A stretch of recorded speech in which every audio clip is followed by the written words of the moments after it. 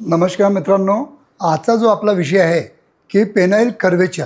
Penile कर्वेचरचे म्हणजे bending of the penis किंवा आपल्या इंद्रियामध्ये वाकडेपणा येणे याचे पेशंट खूप भरपूर यायला लागलेत. त्याची काय कारणं आहेत, त्याच्यावर काय उपचार आहेत, त्याच्यावर काही आपण सर्जरी करू शकतो का, या सर्व विषयी या व्हिडिओद्वारा आपण थोडक्यात सायंटिफिक इन्फॉर्मेशन घ्यायचा प्रयत्न करूया. मी आहे doctor Umesh. As a clinical sexologist गेल्या 40 वर्षापासून मी प्रॅक्टिस करत आहे.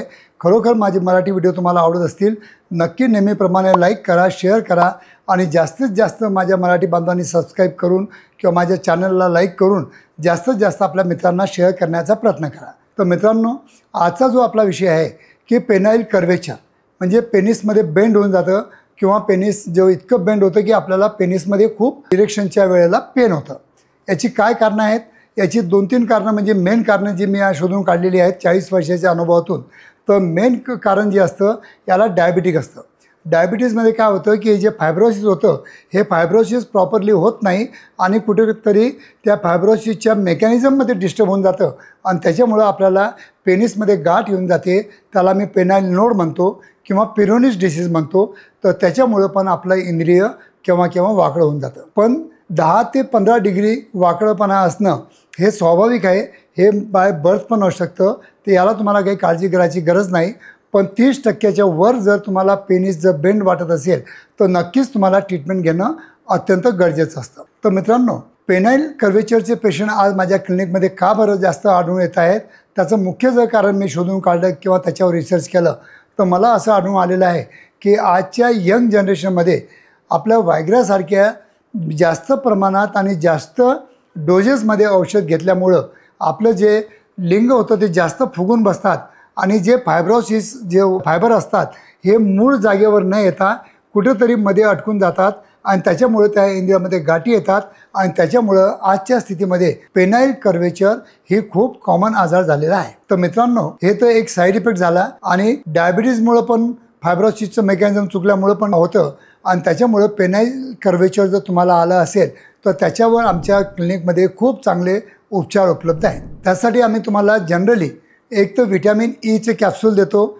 जेणेकरून त्याला सॉफ्टनेस करण्यासाठी ते आपल्याला व्हिटॅमिन ई कॅप्सूल आपल्याला उपयोगी पडू शकते. त्याच्यानंतर आमच्याकडे काही अल्पाजेन ऑइल असतात. त्या ऑइलची मसाज आम्ही तुम्हाला बेंडिंगच्या विरुद्ध डायरेक्शननं करायला सांगतो. त्याच्यामुळं पण पेनिस कर्वेचर कमी होण्यास आपल्याला मदत मिळू शकते. आणि खूप जास्त कर्वेचर असतील तर तुम्हाला पेनाइल व्हॅक्यूम थेरपी डिव्हाइसेस जे आमच्या क्लिनिकमध्ये उपलब्ध आहेत ते तुम्हाला वापरावं लागतात. कारण की त्याच्यामुळं तुम्हाला रोज 20 ते 25 मिनटं त्याच्यामध्ये ठेवून तुम्हाला त्याला स्ट्रेट ठेवावं लागतं आणि त्याच्यामुळं ते फायबर थोडेसे तुटून नरम होतात आणि त्याच्यामुळे त्यातले गाठी पण आहेत ते नरम होतात. तर मित्रांनो, पेनाइल कर्वेचर जर आलं असेल तर मला वाटतं की थोडं पण तुम्हाला पूर्वीपेक्षा जास्त कर्वेचर वाटत असेल म्हणजे जास्त बेंडिंग वाटत असेल तर त्याच्यावर ताबडतोब उपचार करणं हे महत्त्वाचं कारण आहे. कारण की जितक्या तुम्ही लवकर आमच्या क्लिनिकमध्ये येता तेवढे रिझल्ट आम्ही तुम्हाला चांगल्या प्रकारे देऊ शकतो. खूप जास्त बेंडिंग म्हणजे एकदम 70 डिग्री किंवा 80 डिग्री किंवा 90 डिग्री जर कर्वेचर घेऊन तुम्ही माझ्या क्लिनिकला आलात तर त्याच्यानंतर ऑप्शन खूप कमी असतात. त्यासाठी पेनाइल ट्रॅक्शन डिव्हाइसेस पण असतात.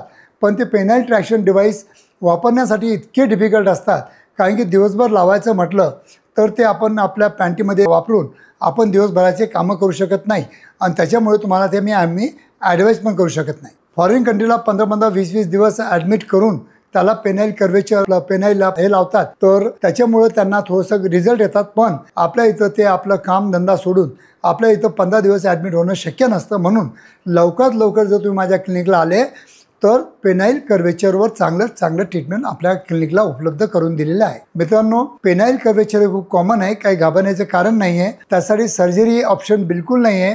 खूपच जास्त पेन असेल, 24 तास त्याच्यामध्ये पेन असेल किंवा जेव्हा जेव्हा इरेक्शन असेल त्याच्यामध्ये खूपच पेन असेल किंवा त्या कर्वेचरमुळं आपल्याला इंटरकोर्स करता येत नाही, अशा वेळेला आपण सर्जरीचा ऑप्शन पण आपण शोधू शकतो. पण सर्जरी त्याची खूप डिफिकल्ट असते.